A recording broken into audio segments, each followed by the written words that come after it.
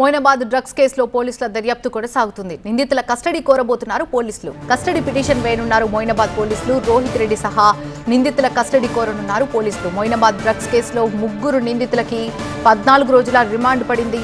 Pilot Rohit రెడ్డితో పాటుగా రితేష్ రెడ్డి, నమిత్ కి రిమాండ్ విధించారు ఉప్పర్పల్లి కోర్టు జడ్జి. దాంతో రోహిత్ రెడ్డి, రితేష్ రెడ్డి, నమిత్ ని చెంచల్గూడ జైలుకు తరలించారు పోలీసులు.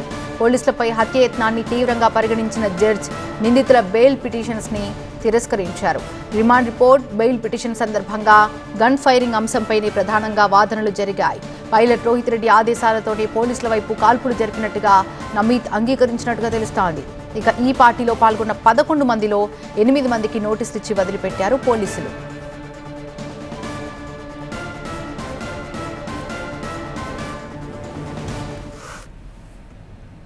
పూర్తి అప్డేట్స్ అందించడానికి మా ప్రిన్సిపల్ కరెస్పాండెంట్ ప్రణీత లైవ్ లో సిద్ధంగా ఉన్నారు. ప్రణీత, మోయినాబాద్ డ్రగ్స్ కేసులో పోలీసుల దర్యాప్తు ఏ విధంగా కొనసాగబోతోంది, ఏం జరుగుతోంది?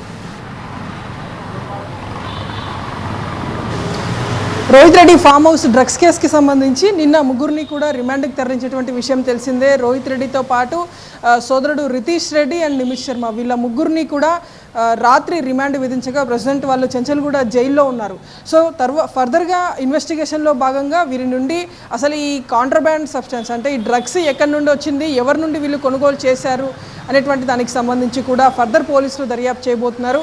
అండ్ మరొక కీలక అంశం ఈ గన్ ఫైరింగ్కి సంబంధించి ఈ వెపన్ రోహిత్ రెడ్డిదే అని ఒకవైపు పోలీసులు చెప్తున్నప్పటికీ గన్ నిమిత్ శర్మ చేతిలో ఎందుకుంది అండ్ రిమైనింగ్ క్యాట్రేజెస్కి సంబంధించి రోహిత్ రెడ్డి డ్రైవర్ చేతిలో ఉన్నట్టు చెప్తున్నారు. సో అసలు ఎందుకు ఫైర్ చేయాల్సి వచ్చింది, ఆ టైంలో అక్కడ వెపన్ ఎందుకు ఉంది అనేటువంటి దానిపైన కూడా ఫర్దర్గా పోలీసులు ఇన్వెస్టిగేట్ చేయాల్సి ఉంటుంది. కాబట్టి అందులో భాగంగానే కస్టడీ పిటిషన్ని కూడా మోయినాబాద్ పోలీసులు ఫైల్ చేయబోతున్నారు. సో వారం రోజుల పాటు కూడా వీరిని కస్టడీ కోరేటువంటి అవకాశం ఉంది. సో ఒకవేళ ఈరోజు కస్టడీ పిటిషన్ ఫైల్ చేస్తే రేపు దీనికి సంబంధించినటువంటి ఆర్గ్యుమెంట్స్ జరిగేటువంటి అవకాశం ఉంది. సో వీళ్ళు చెంచల్గూడ జైల్లో ఉన్నారు కాబట్టి ఒకవేళ పోలీస్ కస్టడీకి అనుమతిస్తే వివరాలన్నింటినీ కూడా పోలీసులు కూపిలాగేటువంటి అవకాశం అయితే కనిపిస్తుంది. Right, thank you Praneetha.